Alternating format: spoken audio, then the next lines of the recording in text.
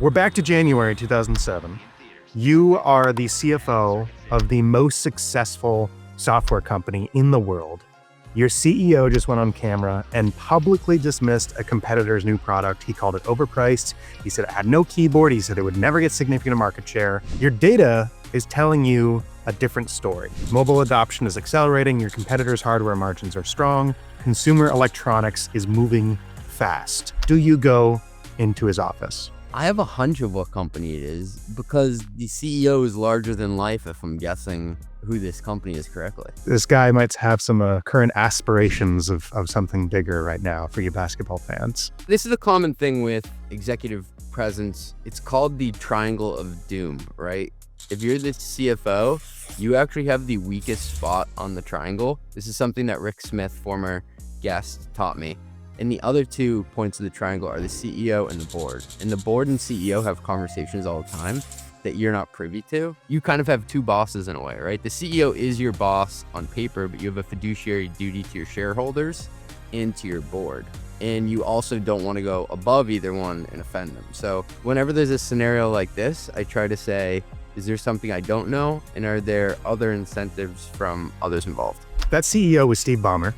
Company was Microsoft. That is the most expensive phone in the world, and it doesn't appeal to business customers because it doesn't have a keyboard, which makes it not a very good email machine. The product was the iPhone, and within 5 years, it was the most profitable consumer product ever made. Microsoft's mobile business was essentially over. They eventually wrote off, I think, $7.6 billion on their Nokia acquisition and exited the market entirely. I forgot that Microsoft tried to launch a phone. Complete tangent. Do you remember when ESPN launched a phone? ESPN launched a phone? I don't know if it sent you text, but you could check the scores of sports games. So it was like a crappier version of the ESPN app.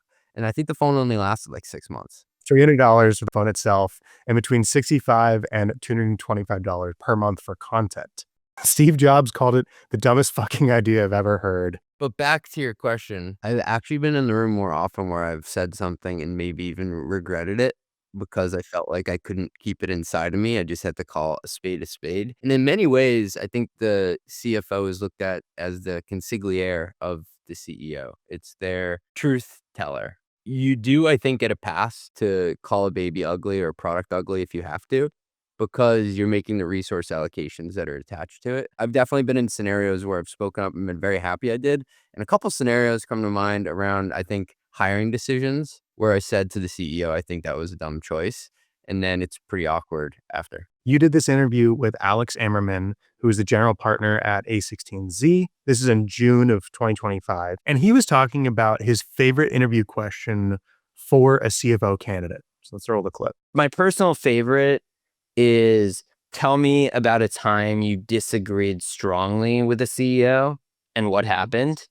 So a great CFO is not just a numbers person, but a strategic counterweight. We were talking about the strategic mind earlier.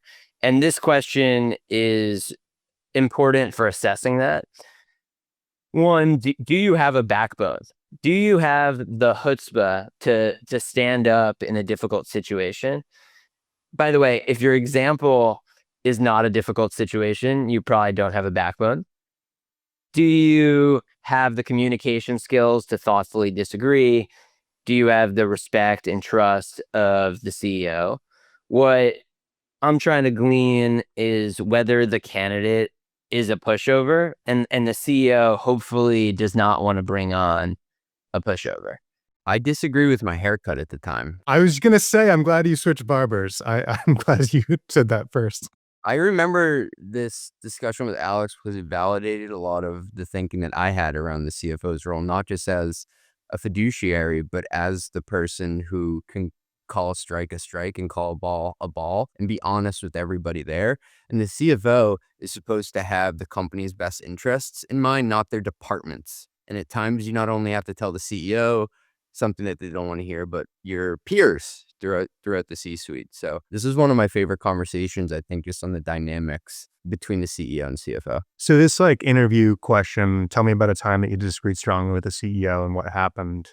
Is there a version of that answer that may sound good in an interview, but is actually a red flag? Yeah, I think it would just be around something weak around budgeting. Like the CEO wanted to go and spend on a big conference, and I said, that doesn't sound like money well spent. Okay, that's table stakes. You should just be able to tell them, like, there's no ROI on that. The more complicated things are, like I said, around hiring decisions in the C-suite. It's around launching a go-to-market and product in a new country and having to really expand your workforce there.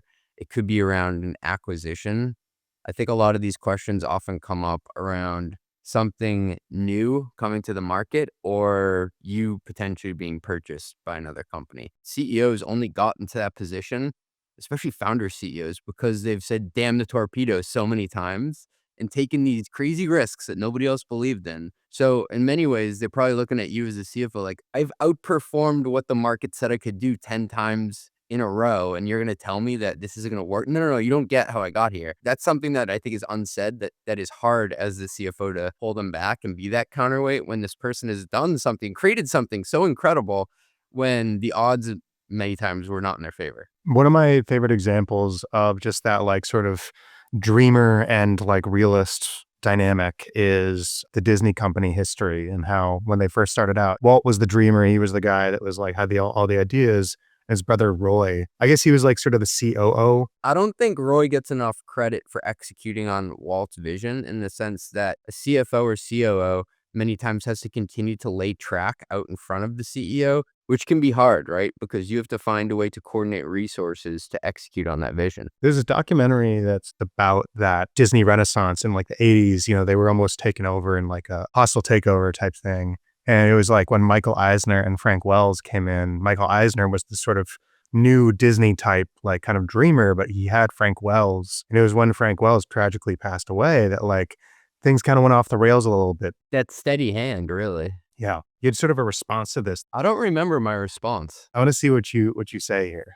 I think in a lot of ways, the best CFOs are liked even when they make non-likable decisions. And what I'm trying to say, I think, is like you're often put in these positions that are inherently disagreeable. But if you have the trust of your peers to make that call and they're like, I didn't like the outcome of that decision, or exactly like where your mind was at, like with going international, but like I respect where you're coming from and I appreciate you pushing back. Like that means a lot. You still feel the same exact way? Is it worth even going deep on that? Yes. And I've come to appreciate the ability of a CFO to be disagreeable more and more as I've talked to an increasing number of podcast guests. It's against your human nature to not have people like you. Like we started off in tribes, right? Where if you weren't liked, you get pushed out and you probably die. You get put in these positions where you have to fight against that human nature to be liked by others around you. And the ability to just lock in and give the right answer for the company at the time, maybe not for the people around you in terms of how they see the business and world in that moment, makes you such a better exec, and I really respect it. The CFO role has evolved faster than the tools built to support it. Most finance teams are still running infrastructure designed for a job that no longer exists. The reporting, the reconciling, the close that bleeds into the next month or quarter. That's not finance, that's overhead with a really crappy title. And the cost isn't just your time, it's everything your best people aren't doing while they're buried in it. Agentic finance shouldn't multiply your output, it should eliminate the work that was never worth doing in the first place. And that's why I run Mostly Media on Brex, an intelligent finance platform with AI-powered agents that capture expenses automatically, enforce policy before the spend happens, and close your books in minutes instead of weeks.